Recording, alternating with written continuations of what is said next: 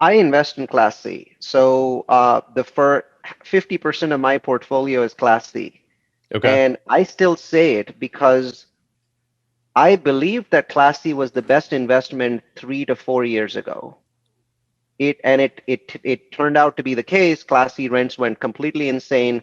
Their occupancy was higher than BNA, and their rents were rising faster. All of those happened over the last 4 years. Just check out any resource on multifamily, and you'll see that. Okay. Today, I see that the situation has changed, and the reason for that is the same Class C property is now $30,000 a unit more. Mm. And we're edging up to where the gap between a Class B property, which is 20 years newer, has more amenities, looks nicer, probably doesn't have as many maintenance costs. We're now within 10 or $12,000 a unit of that. So today, I don't think that Class C is the best opportunity. Now, these are all cycles. Guess what's Yeah. happening now is that Class B prices are going up, so that gap is going to increase. But today, the gap's too low, which is why I'm like, well, you should be buying Class B or you should be doing new construction because you're taking too much risk buying older, crappy Class C properties with, they're going to have sewage issues, their roofs are going to be old. There's so Hmm. many problems that you're buying, and for $12,000 a unit more, you could skip all of those problems. Your job on behalf of your investors is to do what is known as best risk reward. Mm. And Class C right now is just highest risk, not necessarily highest reward. It's been a while. So about a year and a half. So I haven't Okay. bought anything in Class 6C for 18 months or so. I've been buying Bs. The one that I bought a year ago was a B. And it's done really well. So, no issues with delinquency, no issues with tenants not paying rents.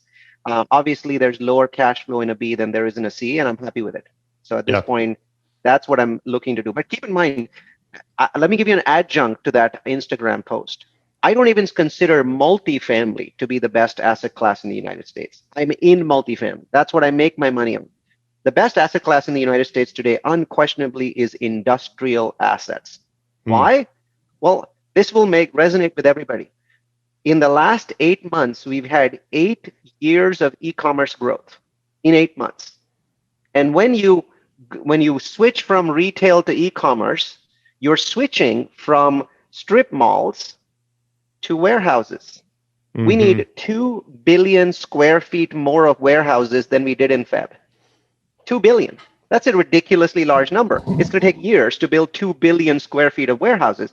But Amazon itself has forecasted that they will need 500 million square feet just for their own use, right? And that doesn't really exist because how much of that could be have built in the last 8 months in the middle of a shutdown? So Mm. bottom line is, I mean, there's no asset class right now like industrial. So a lot of people think, oh, we're going to tear this, we're going to go into this mall and we're going to build something in it. We're going to maybe build a multifamily or we're going to build a hotel. I can tell you 99% of the time, I've looked at this math, I've tried to do it, it doesn't work.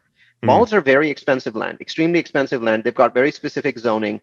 In 3 out of 4 cases, when you buy a mall, you're going to end up ripping it down and building something on it from scratch. Reusing malls is actually a very, very difficult process, and most people can't do it. Believe it or not, the best reuse actually is industrial. But how can you do it when you're buying even a distressed mall? You're buying at $3 a square foot, and you can buy a new industrial at $1.25. Mm. So they don't do it simply because it never makes any sense to them.